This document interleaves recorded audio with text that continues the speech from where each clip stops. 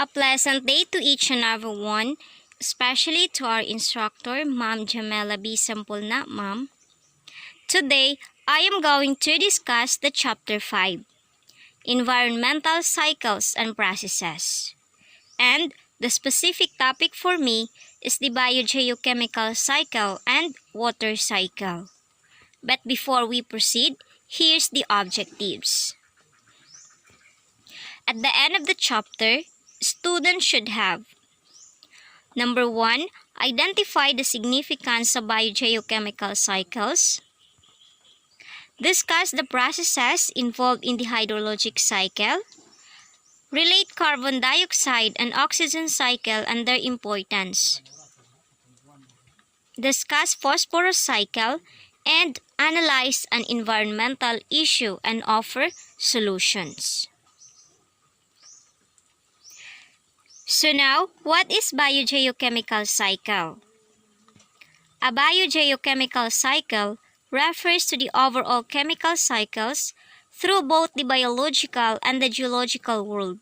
Each chemical has its own unique cycle, but all of the cycles do have some things in common. When we say biogeochemical cycle, it is the pathway by which chemical substance cycle is turned over or moves through the biotic and abiotic compartments of the earth. The biotic compartments is the biosphere, and the abiotic compartments are the atmosphere, hydrosphere, and lithosphere. So dito, umiikot yung tinatawag natin na biogeochemical cycle. Reservoirs are those parts of the cycle where the chemical is held in large quantities for long periods of time. So, diba, reservoirs meaning imbakan, or dito naiipon yung chemical sa mahabang panahon. While in exchange pools, on the other hand, the chemical is held for only a short time. So, dito naman, sa exchange pool, hindi nagtatagal yung chemical na nag-a-undergo ng cycle. So, para mas maintindihan natin, let's proceed to the water cycle, which is one of the biogeochemical cycle components. Now, what is water cycle?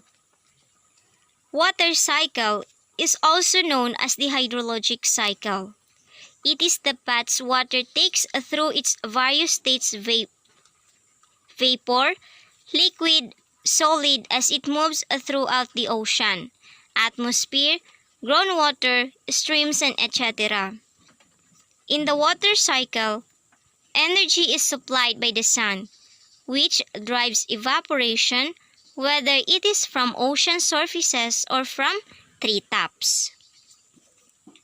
So, since we are in elementary, we are all familiar with the terms evaporation, condensation, and precipitation, which is, these are the processes of water cycle.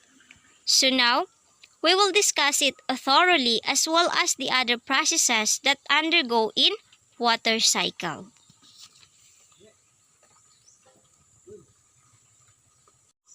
The number 1 process is what we call evaporation. It occurs when the physical state of water is changed from a liquid state to a gaseous state. So, the water cycle begins with evaporation. It is the process where water at the surface turns into water vapors. Water absorbs heat energy from the sun and turns into vapors. Water bodies like oceans, the seas, the lakes, and the rivers bodies are the main source of evaporation. Through evaporation, water moves from hydrosphere to atmosphere. As water evaporates, it reduces the temperature of the bodies. So dito sa evaporation, since ocean is the biggest bodies of water, ocean is the reservoir. where water stayed for a long period of time. Another process is what we call transpiration. It is the biological process that occurs mostly in the day. Water inside of plants is transferred from the plant to the atmosphere as water vapor through numerous individual leaf openings.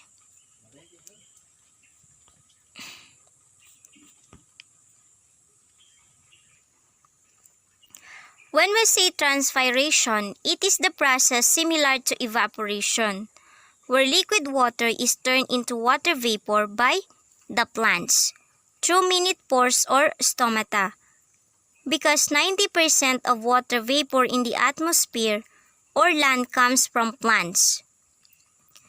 So, diba, minsan napapansin din natin na natutuyo yung mga dahon. It is because nag-i-evaporate din sila. Pero hindi evaporation ang tawag doon, kundi transpiration.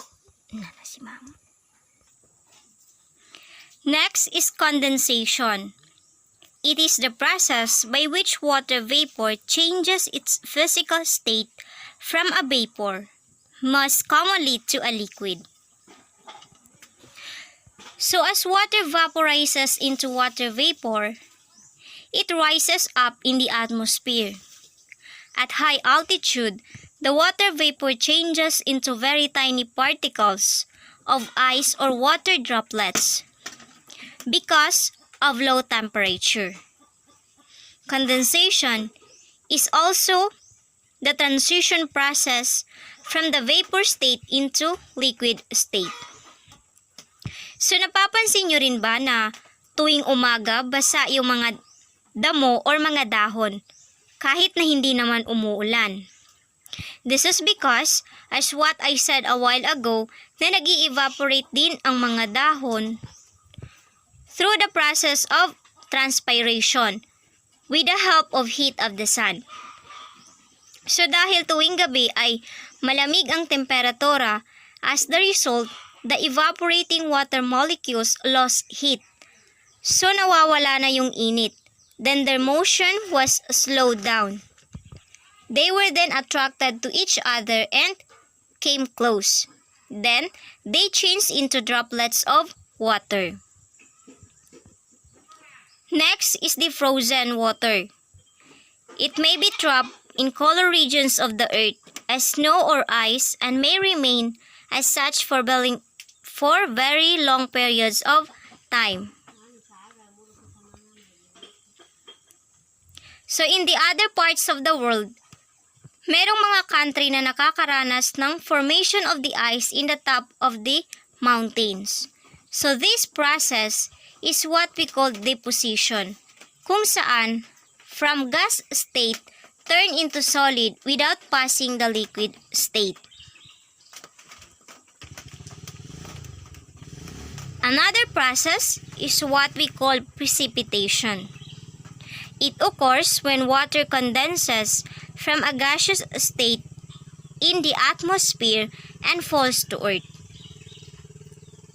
The clouds condense water vapors, then pour down as precipitation due to wind or temperature change. This occurs because the water droplets combine to make bigger droplets. Also, when the air cannot hold any more water, then it precipitates. So dito sa atin, kapag nagkakaroon ng precipitation, ulan ang nararanasan natin. Pero sa ibang bansa, snow or icy droplets. Next is the interception.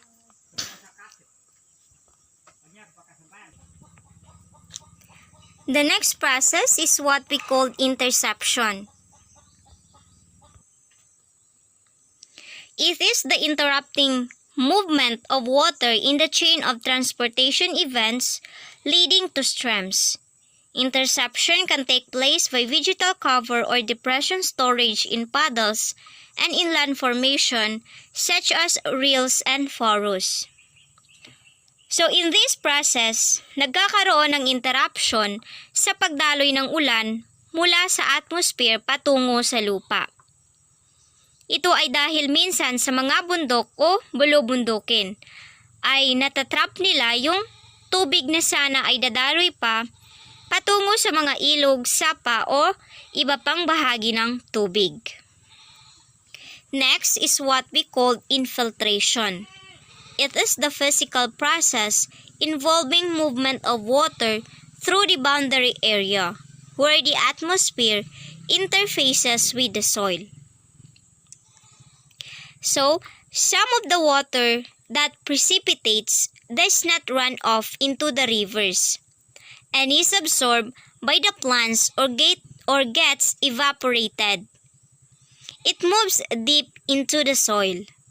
This is called infiltration. The water seeps down and increases the level of groundwater table. It is called pure water and drinkable. The infiltration is measured as inches of water soaked by the soil per hour.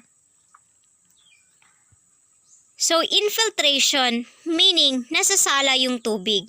Diba yung mga groundwater ay malinis at naiinom natin? Kasi nga, dumaan ng filtration. Next is percolation.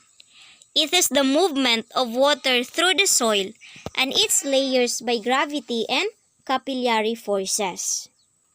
Pag sinabi nating percolation, ito yung process ng pagpasok ng tubig sa lupa o yung tubig sa ibabaw ay sisipsipin ng lupa. Next is what we call runoff.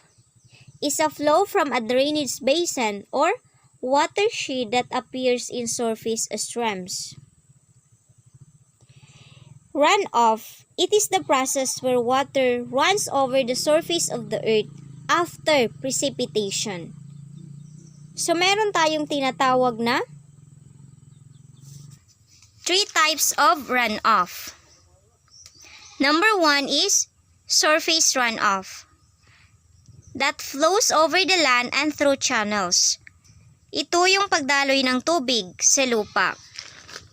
Next is subsurface runoff. It infiltrates the surface soil and moves laterally towards the streams. So after nito mag-undergo ng infiltration, dumadaloy ito patungo sa mga bodies of water. And last is the groundwater runoff. It is from deep percolation through the soil horizons. So ito yung daloy ng tubig na napupunta sa mas malalim na bahagi ng lupa, kung saan nagiging source of drinkable water.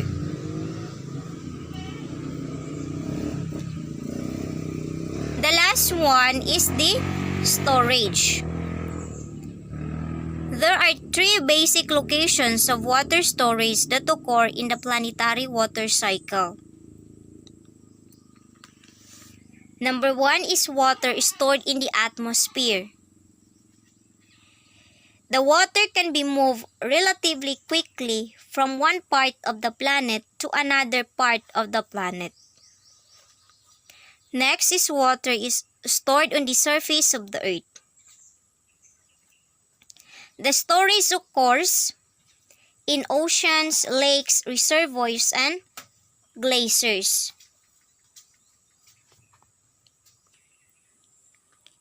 And water is stored in the ground. It occurs in the soil, in aquifers, and in the crevices of rock formations. The movement of water through the 8 other major physical processes of the water cycle can be erratic. The water cycle has many effects. It regulates the temperature of the surroundings. It changes weather and creates rain. It helps in conversion of rocks into soil. It circulates important minerals through the spheres. Hence, it is quite important to understand and learn the processes of the water cycle. The full cycle forms an endless loop. But the thing to remember, let's start the whole process at the ocean. And let's end the discussion about the water cycle.